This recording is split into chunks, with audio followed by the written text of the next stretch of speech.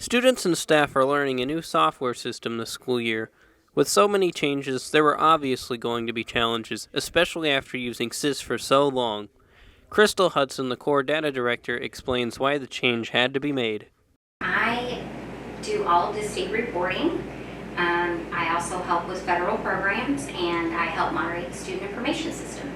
Unfortunately, Tyler decided to no longer support their product, so they were ending it, and we had a time frame to move off of the platform and gain a new SIS vendor.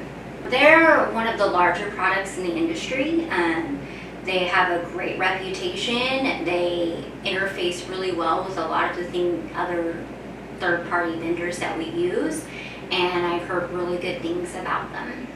Like most things, Infinite Campus came with its benefits. ELA teacher Mr. Upchurch says there are some positives. So far, I actually feel like it's working out pretty good. I got introduced to it a little bit earlier than the rest of the school because I taught summer school, and so we went ahead and I kind of did a trial run with that group. And it works pretty well. Like, I haven't had any problems. Like, it looks completely different from SIS, and I think that's probably the scariest thing. It's like anytime you encounter something different, there's like that knee-jerk reaction. But overall, like, I feel like it's worked pretty well. Learning curve, but works pretty well.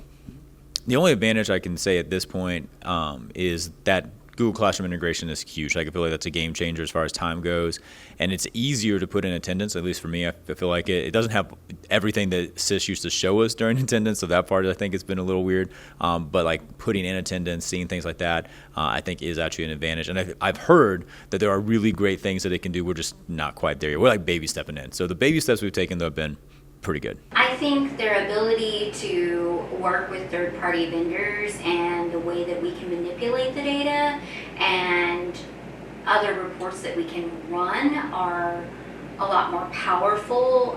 We can drill down to certain things where Tyler SIS had some limitations. And when it comes to doing our online registration, things like that, there's definitely a lot more to offer.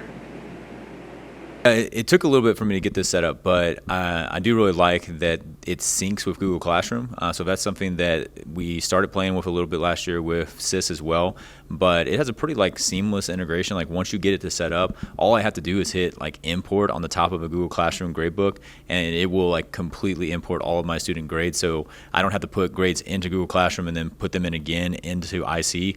Like, I just do it one time, and that actually is really nice. There were struggles that came with the adjustment to the new system. How the school adapted to these changes has likewise been key. Obviously, migrating systems from anything and moving that amount of data would be a struggle for anyone. We just try to minimize data loss at every chance we've got, and we've done really well with that. And training, making sure that all of the staff and parents and students know how to use the new system is probably our latest hurdle. Many assume that our school system started us off at the beginning of the year with Infinite Campus, but that is far from the case. I mean, I feel like Farmington did the right thing by kind of getting us ahead of the game, knowing that this was going to happen, giving us the training that we need. There's a lot that we still have to learn, but we spent, a couple times training on this already. So we did training before school. Last PD that we just had, we had special training just for this.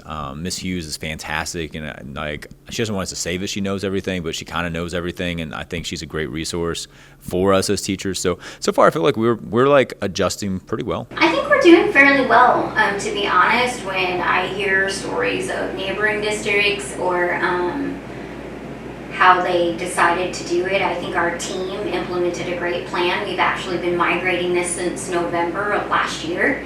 We took a really slow approach and decided to run 2 systems simultaneously during all of second semester last year, and gave our staff a solid 6 months of being in the system before we started school this year, which I think has really, really helped us feel a lot more confident and comfortable and give us time to make sure that we had our data correct. And there are some things Tyler SIS did better than Infinite Campus. There are definitely things I could do better in SIS than I can do in IC just because I used it for so many years.